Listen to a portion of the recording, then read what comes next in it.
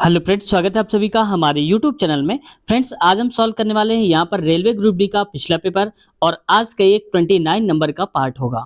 तो फ्रेंड्स, लगातार इसकी हम सीरीज चला रहे हैं। जैसा कि आप जानते हैं, किसी भी एग्जाम का पिछला पेपर बहुत ही इंपॉर्टेंट हो जाता है। तो जैसे हर बार क्वेश्चंस रिपीट होते हैं, जैसे 2018 के 19 में रिपीट हुए थे, तो वैसे 19 वाले भी रिपीट होने के चांसेस हैं इस बार, क्योंकि कुछ क्वेश्चंस ऐसे होते हैं जो कॉमन ही होते हैं, उन सब के लिए वो रिपीट होने के चांसेस बन ही जाते हैं। तो फ्रेंड्स, शुरुआत करते हैं आज के इस वीडियो के इसी क्रम में। और ये सारे क्वेश्चंस अगर आप शुरू से लेकर अंत तक देख लेते हैं तो बहुत कुछ आज आपको सीखने को मिलेगा। तो फ्रेंड्स, अगर चैनल पे अब तक नए हैं और चैनल को सब्सक्राइब नहीं किया है तो आपसे रिक्वेस्ट है चैनल को सब्सक्राइब कर लें और बेल आइकन दबाकर हमारे चैनल से जुड़ जाएं।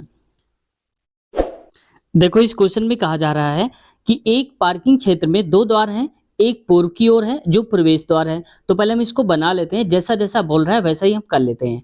तो देखो, मान लो कि यहाँ पर एक एरिया है उसका, तो ये इसको हो जाएगा यहाँ पर एक प्रवेश द्वार जो कि पूर्व की ओर है। इसको अगर हम उत्तर कहेंगे, दक्षिण, पूरब और इधर वाला हो जाएगा पश्चिम क्षेत्र।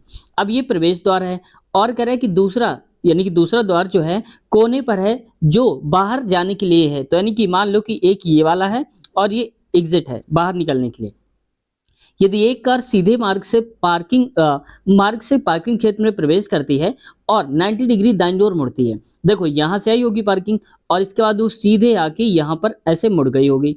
तो अब बताना ये है कि पार्क हो जाती है तो कार का बोनेट किस दिशा में होना चाहिए। तो देखो, इसका मुंह किस तरफ होगा, ये इधर होगा और ये दिशा कौन सी है, ऊपर वाली, ये हो जाएगा उत्तर। तो सही उत्तर हो जाएगा इसका उत्तर, तो चौथा नंबर करेक्ट हो जाएगा। अगला है जूल बटे कूलाम जैसा ही है, तो ये क्या है, वोल्ट। यानी कि 1 वोल्ट बराबर होता है जूल बटे में कूलाम, यानी कि जे अपान क्यू, याद रखना। अगला क्वेश्चन देखो, ये क्वेश्चन रिपीटेड क्वेश्चन है, ये कई बार पूछा जा चुका है। यूआईडीएआई का पूरा नाम क्या है। तो यू से होता है unique identification authority of India. तो unique identification authority of India सही उत्तर हो जाएगा चौथा। ठीक है, अगला क्वेश्चन देखो, ये याद कर लेना क्योंकि पूछे जाते हैं, जो फुल नेम होते हैं वो पूछ ले जाते हैं कई बार। अगला क्वेश्चन, अगला है, इसमें कहा जा रहा है सभी पालतू जानवर सुंदर होते हैं। तो देखो, यहाँ पर जो पालतू जानवर सुंदर होते हैं, तो पहले एक काम कर लेते हैं, हम यहाँ पर निकालते हैं। इसको अगर हम बना लेते हैं ज्यादा सही रहेगा। एक यहाँ पर हमने बना लिया और एक बना लिया यहाँ पर, ऐसे करके थोड़ा बड़ा कर लेता हूँ। अब देखो, यहाँ पर सभी पालतू जानवर, पालतू जानवर को मैं लिख देता हूँ पी। पालतू जानवर सुंदर होते हैं, सुंदर को मैं लिख देता हूँ एस। ठीक है, पी से पालतू मैं हिंदी में लिख देता हूँ पूरा। और कह रहा है कि सभी सुंदर प्यारे होते हैं, यानी कि जो भी सुंदर हैं वो प्यारे होते हैं। तो जितने भी सुंदर हैं वो सब के सब क्या हैं, प्यारे हैं। तो इसको मैं ऐसे ऊपर बना देता हूँ, यहाँ करके प्यारे को पी आर लिख देता हूँ।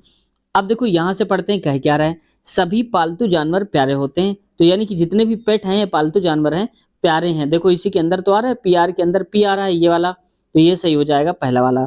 दूसरा है कुछ सुंदर पालतू जानवर होते हैं। तो कुछ सुंदर जो है वो पालतू जानवर होते हैं, तो ये बात सही है, क्योंकि जो एस है, एस के अंदर पी है, तो कुछ हिस्सा एस का ये भी तो है, ये वाला, तो भी ये सही हो जाएगा ऑप्शन नंबर दूसरा। तो अब हम कहेंगे पहला दूसरा दोनों निष्कर्ष, तो ऑप्शन तीसरा सभी निष्कर्ष अनुसरण करते हैं, राइट हो जाएगा। अगला क्वेश्चन है, निम्नलिखित में से कौन तंत्रिका कोशिका का भाग नहीं है। तो तंत्रिका कोशिका का भाग कौन सा नहीं है, ये साक्रोलेमा। तो ऑप्शन नंबर तीसरा सही उत्तर हो जाएगा साक्रोलेमा। तो कोशिका तंत्रिका का एक भाग नहीं है। बाकी सारे तंत्रिकाक्ष, तंत्रिका कक्षद और निश्चलिकणिकाएं, ये सारी की सारी इसके भाग होते हैं तंत्रिका कोशिका के। वहीं अगला क्वेश्चन देखो, नेक्स्ट है रीजनिंग का क्वेश्चन है और इसमें पूछा जा रहा है कि ये दे के रखा है कोडिंग करके ऐसे ऐसे सीरीज में, तो उपरोक्त क्रम का प्रयोग कर अनुपस्थित पद ज्ञात करना है। तो देखो, W के बाद आ गया है P, तो W के बाद P आया है का मतलब क्या हुआ, तो ये इतने लेटर छोड़ दिए गए हैं, चार, चार के बाद पांचवा नंबर जो आया है वो लिखा है। अब देखो, P के बाद चार छोड़ दो, तो यहाँ पर देखो 3 1 4, चार छोड़ दिए, पांचवें नंबर पे आएगा यहाँ पर T, तो हो जाएगा T। तो ये तो सही कि यहाँ पर आ जाएगा T, लेकिन एक और भरना है हमको, क्योंकि यहाँ पर कॉमा दो दो के बाद लगा ना। अब देखो क्या है नंबर, ये 6, 8 के बाद हो गया है 6, तो देख लो जरा सा, ये 8 है, 8 के बाद ये है 6, इसका मतलब कितने का गैप है, इन सब का गैप बना के रखा गया है 4 का। ठीक है, अब देखो 6 के बाद फिर 4 का गैप कर दो, ये यहाँ से यहाँ तक, तो ई आना चाहिए, तो यहाँ पर आ जाएगा टी के बाद ई। तो सही उत्तर हो जाएगा टीई। अब देख लो कहां पर है टीई, तो ऑप्शन नंबर चौथा वाला सही उत्तर हो जाएगा टीई। नेक्स्ट क्वेश्चन देखो, इसमें है एक संतान का लिंग निम्नलिखित में से किसके द्वारा निर्धारित किया जाता है। यानी कि कहने का मतलब है कि नर या मादा यानी कि मेल या फीमेल क्या पैदा होगा, ये डिपेंड किस पर होता है, तो नर युग्मक डीएनए पर। जो नर का डीएनए होता है उस पर डिपेंड होता है। जैसे गुणसूत्र जो एक्स वाई और एक्स एक्स होते हैं ये डिपेंड करते हैं। जैसे मान लो कि यहाँ पर क्या होगा कि अगर महिला है, ये इसको मान लेते हैं फीमेल और इसको मान लेते हैं मेल, और यहाँ से अगर आएगा एक्स और यहाँ से आ गया वाई मेल की तरफ से, तो एक्स वाई हो जाएगा, तो बेटा पैदा हो जाएगा। और यहाँ से एक्स तो आना ही आना होता है फीमेल से, तो फिक्स है। तो अगर एक्स आया यहाँ पर और यहाँ से भी एक्स आ गया, तो एक्स और एक्स आते हैं सेम, इसका मतलब फीमेल यानी कि बेटी का जन्म होगा। तो डिपेंड किस पर करता है, इस पर, एक्स वाई पर, क्योंकि वाई भी आ सकता है या फिर एक्स आ सकता है। तो ये डिपेंड करता है नर युग्म पर। तो ऑप्शन नंबर हो जाएगा दूसरा सही उत्तर। नेक्स्ट क्वेश्चन, अगला क्वेश्चन है बॉक्साइट खाने किस राज्य में प्रचुर मात्रा में पाई जाती हैं, तो ये ओडिशा में है। ये क्वेश्चन देखो रिपीटेड क्वेश्चन में है, ये एक दो बार पूछा जा चुका है, याद रखना। तो बॉक्साइट की खाने उड़ीसा में है। तो अब देखो जैसे कुछ इंपॉर्टेंट खाने होती हैं उनको आप एक बार पढ़ लेना, चाहे गूगल से निकाल लेना या कहीं पर वीडियोस देख लेना, तो आपको मिल जाएंगी। तो मुश्किल से 5 से 10 मिनट की वीडियोस होंगी, उनको अगर आप देख लेते हैं तो आपके जितने भी खाने हैं वो तैयार हो जाएंगे। अगला क्वेश्चन देखो, नेक्स्ट क्वेश्चन है यहाँ पर, ये हम रीजनिंग का क्वेश्चन है। नेक्स्ट इसमें कहा जा रहा है निम्नलिखित श्रृंखला में अगला अक्षरांकीय खोजें, यानी कि अगला जो है हमें वो बताना है।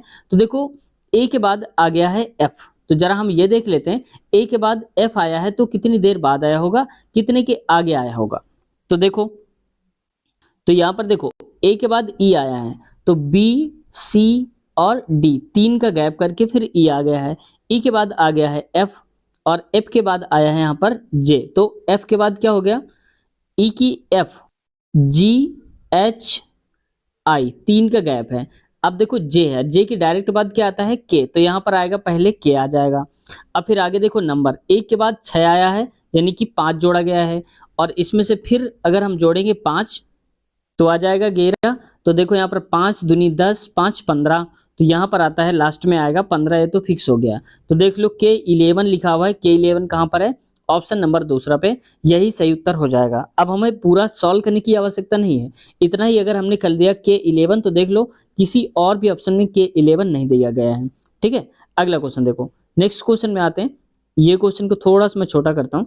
इसमें कहा जा रहा है निम्नलिखित में से कौन सा असमान गति का एक उदाहरण है, यानी कि एक समान गति का उदाहरण नहीं है, अच्छा माफ कीजिएगा, उदाहरण नहीं है कह रहा है। तो देखो एक छत के पंखे के ब्लेडों का घूर्णन, जो घूमती हैं जो ब्लेडें होती हैं वो जैसे ऐसे ऐसे होती हैं, वो असमान गति नहीं है। तो ऑप्शन नंबर दूसरा हो जाएगा, क्योंकि एक समान गति से वो घूम रही होती हैं। जैसे एक पार्क में जॉगिंग करता हुआ एक व्यक्ति, तो फिक्स नहीं है, वो कम भी हो सकता है ज़्यादा भी हो सकता है। वहीं पर भीड़ से भरी हुई एक बस सड़क पर चल रही है, तो ये लगातार नहीं चलेगी, कभी तेज और कभी स्लो चलेगी, तो ये भी यहाँ पर असमान गति का उदाहरण है। जबकि हमें बताना है असमान का उदाहरण नहीं है, तो ये भी गलत हो जाएगा, ये भी। और 800 मीटर की रेस में दौड़ता हुआ एक आदमी है। अब देखो 800 मीटर की रेस है, तो उसको तो पता है ना कि 800 मीटर मुझे कंप्लीट करना ही करना है। तो जब 800 मीटर उसको कंप्लीट करना ही है, तो इसका मतलब है कि वो फिक्स दौड़ेगा, यहाँ शुरू करेगा, लगातार दौड़ता ही जाएगा। और हमें देख लो ऑप्शन नंबर, यहाँ पर हो सकता है कि रुक भी जाए बीच में, ऐसा भी हो सकता है या कोई प्रॉब्लम हो, लेकिन यहाँ पर ऑप्शन नंबर दूसरा सही उत्तर हो जाएगा। नेक्स्ट अगला क्वेश्चन, यदि कोई वस्तु अनंत पर है तो उत्तल लेंस के कारण निर्मित प्रतिबिंब की स्थिति क्या होगी। यानी कि उत्तल लेंस है और कोई वस्तु अनंत पर रखी है, तो याद रखना अगर कोई वस्तु अनंत पर होती है तो फोकस पर बनती है, और अगर फोकस पर होती है तो अनंत पर बनती है। ये हमेशा याद रखना, उत्तल लेंस की बात हो रही है। तो अगर देखो हमने बताया क्या, अनंत पर रखी है तो कहाँ पर बनेगा, फोकस बिंदु पर प्रतिबिंब बनेगा, तो ऑप्शन नंबर इसका चौथा सही उत्तर हो जाएगा। ठीक है, अगर C2 पर बनेगी तो वक्रता तक केंद्र है, तो उसी पर उसकी फोकस दूरी भी बनेगी, उतनी ही साइज का बनेगा। ऑप्शन नंबर ये हो जाएगा चौथा। अगला क्वेश्चन देखो, नेक्स्ट में कहा जा रहा है फिल्म मैरी कॉम के में मुख्य भूमिका निभाने वाली अभिनेत्री क्या है। तो मैरी कॉम का नाम आपने सुना होगा, मुक्केबाज, और उन पर एक फिल्म बनाई गई है, तो उस पर कोई जो अभिनेत्री है वो कौन है, तो ये है Priyanka Chopra, option number third. हालांकि ये अब आपके काम का नहीं है, उस वक्त के हिसाब से करंट अफेयर में पूछा गया था क्वेश्चन। अगला क्वेश्चन देखो, त्रिभुज कि इसमें बताना है कितने त्रिभुज हैं कुल मिलाकर के इस आकृति में। तो देखो पहले तो हो गया 1 2 3 4 5 6, और ये एक बड़ा वाला 7, 1 8 हो जाएगा। लेकिन अभी और भी आगे बन सकते हैं, ऐसा चांस लग नहीं रहा। तो देख लो 1 2 3 4 5 6 और ये हो जाएगा एक 7 और ये हो जाएगा एक 8, तो टोटल 8 होने चाहिए थे। ऑप्शन में देखो कौन सा सही है, तो ये ऑप्शन नंबर चौथा सही उत्तर हो जाएगा। 8 त्रिभुज हैं कुल मिलाकर के। अगला क्वेश्चन देखो, इसमें है शिरोमणि अकाली दल निम्नलिखित में से किस राज्य का क्षेत्रीय राजनीति दल है। तो शिरोमणि अकाली दल कहाँ पर है, तो ये पंजाब में है। पहला उत्तर इसका सही उत्तर है। नेक्स्ट क्वेश्चन पे आते हैं। अगला क्वेश्चन है, ये तो मैथ का ही क्वेश्चन है। इसमें देखो कह रहा है कि विनम्र निष्ठुर से लिखा गया है, तो उपेक्षा का मतलब क्या हो जाएगा, ये संज्ञान हो जाएगा। ऑप्शन नंबर तीसरा सही उत्तर हो जाएगा। लगभग इसका क्या करा गया है, अपोजिट लिखा गया है। अगला क्वेश्चन नेक्स्ट है, प्रकाश नीलेश का भाई है। तो मान लो कि एक प्रकाश है और एक नीलेश है। प्रकाश की एकमात्र बहन, तो मान लो इसकी कोई सिस्टर रही होगी ये, और इनको प्लस कर लो क्योंकि मेल है और ये फीमेल माइनस में। बहन के पिता, मान लो कि इसके जो पिताजी होंगे, कोई पिता की एक पत्नी होगी, तो मान लो ये पत्नी है, यहाँ पर माइनस कर दो, इसको प्लस कर दो। पत्नी से नीलेश का क्या संबंध है, तो अब देखो अगर ये इसकी इनके पिता की वाइफ होंगी तो ये इनके क्या लगेंगे, इनकी माँ लगेंगी, एस की माँ लगेगी कौन, पी माइनस, और जब इसकी माँ लगेगी तो इन सब की भी तो माँ लगेगी। तो इसका मतलब है कि ये भाई बहन ही तो हुए, ये और ये। अब देखो इसका संबंध किससे है, तो पत्नी से नीलेश का संबंध कैसे है, तो बेटा है। ऑप्शन नंबर दूसरा, यानी कि यहाँ पर जो पत्नी है उनकी, वो नीलेश इनका बेटा है। अगला क्वेश्चन देखो, अगला है कथन निष्कर्ष है और डायरेक्ट हम प्रश्न पर आते हैं। कह रहा है कि मोनू के पास वर्गाकार, आयताकार और वृत्ताकार 3 भिन्न प्रकार के 5 बोर्ड हैं, यानी कि 3 टाइप हैं कुल मिला के अलग अलग, और टोटल बोर्ड जो है वो 5 हैं। उसके पास वृत्ताकार के आकार के कितने बोर्ड हैं, हमें ये बताना है। अब कह रहा है उसके पास 3 वर्गाकार बोर्ड हैं, तो 3 है, जबकि टोटल 5 हैं, तो 3 तो वर्गाकार हो गए, तो 2 बचे होंगे। और अगला देखो, आयताकार बोर्ड की संख्या वर्गाकार बोर्ड की संख्या का 1/3 है। तो इसका मतलब वो वैल्यू दे के रखी है, संबंध दे के रखा है कि आयताकार बोर्ड में और वर्गाकार बोर्ड में दोनों में संबंध बताया है। तो सही उत्तर दोनों हो जाएंगे, क्योंकि हमें दोनों लेना पड़ेगा तभी हम आंसर निकाल पाएंगे। तो ऑप्शन पहला और दूसरा दोनों सही है। कथन फर्स्ट और सेकंड दोनों एक साथ पर्याप्त हैं। अगला क्वेश्चन देखो, नेक्स्ट क्वेश्चन, ये तो मैथ का ही क्वेश्चन है। अगला है, कहा जा रहा है ग्रेट इंडियन डिजर्ट को डैश रेगिस्तान भी कहा जाता है। तो ग्रेट इंडियन डिजर्ट है उसको थार भी कहा जाता है, थार मरुस्थल के नाम से जानते हैं। तो ऑप्शन नंबर चौथा वाला सही उत्तर है। देखो इसमें कह रहा है, दी गई आकृति को बनाने के लिए आवश्यक क्षैतिज और ऊर्ध्वाधर सीधी रेखाएं की न्यूनतम संख्या ज्ञात करें। अब यहाँ पर देखो संख्याएं हैं, इनमें हम बहुत बार क्या करते हैं, ऐसे क्वेश्चन को हम छोड़ देते हैं, जबकि ऐसा नहीं करना है। इसमें बताना है क्षैतिज और ऊर्ध्वाधर सीधी रेखाएं। तो देखो पहले 1 2 3 4 और 5, इसके बाद देखो इधर वाली 6 7 8, तो टोटल कितनी हो जाएंगी संख्याएं, 8। तो देख लो कहीं पर लिखा हुआ है, ऑप्शन नंबर तीसरा सही उत्तर हो जाएगा। कुल 8 रेखाएं सम्मिलित हैं यहाँ पर। नेक्स्ट, ये तो मैथ का ही क्वेश्चन है। अगला है, कहा जा रहा है मेघालय शिलांग, इसकी राजधानी देखो देकर रखा है, मेघालय की शिलांग, असम की हो जाएगा दिसपुर। तो ऑप्शन नंबर चौथा सही उत्तर हो जाएगा इसका। आज की वीडियो यहीं तक रखते हैं और अगले क्वेश्चन को हम उठाएंगे अगले पार्ट से। तो जितने भी क्वेश्चंस बच रहे हैं उनको हम आगे आने वाले पार्ट में हम सॉल्व करेंगे। और अगला पार्ट अगर आप देखना चाहते हैं तो इसी वीडियो के नीचे आपको लिंक मिल जाएगी, वहां से देख सकते हैं, या कमेंट सेक्शन में पिन मिल जाएगी लिंक, वहां से आप देख सकते हैं। या सबसे अच्छा है कि हमारे चैनल के प्लेलिस्ट में जाइए, प्लेलिस्ट में हमने अलग से बना दिया है, रेलवे पिछले पेपर के नाम से एक प्लेलिस्ट है। तो जितने भी प्रीवियस पेपर हुए हैं रेलवे के सारे आपको वहां से मिल जाएंगे। तो प्लेलिस्ट में एक बार जरूर चेक कर लीजिए, वहां मिल जाएंगे। बिहार शिक्षक भर्ती का अगर आप पिछला पेपर देखना चाहते हैं, टीआरई 1.0 2.0 में जो हुए हैं, तो उनके भी हमने कंप्लीट सोल्यूशन करवा दिए हैं। अगर आप देखना चाहते हैं तो हमारे चैनल के प्लेलिस्ट में जाइए और वहां पर बिहार शिक्षक पिछला पेपर के नाम से लिस्ट है, उस पर क्लिक करके ही आप सारे पेपर को देख पाएंगे। फ्रेंड्स, या तो हम उसकी लिंक इसी वीडियो के नीचे जिस वीडियो को आप देख रहे हैं यहाँ पर लिंक मिल जाएगी, आप एक बार चेक कर लेना। तो फ्रेंड्स, वीडियो कैसी लगी कमेंट सेक्शन में एक बार ज़रूर बताएं, और कुछ सीखने को मिला हो तो चैनल को सब्सक्राइब कर लें और बेल आइकन दबाकर हमारे चैनल से जुड़ जाएं।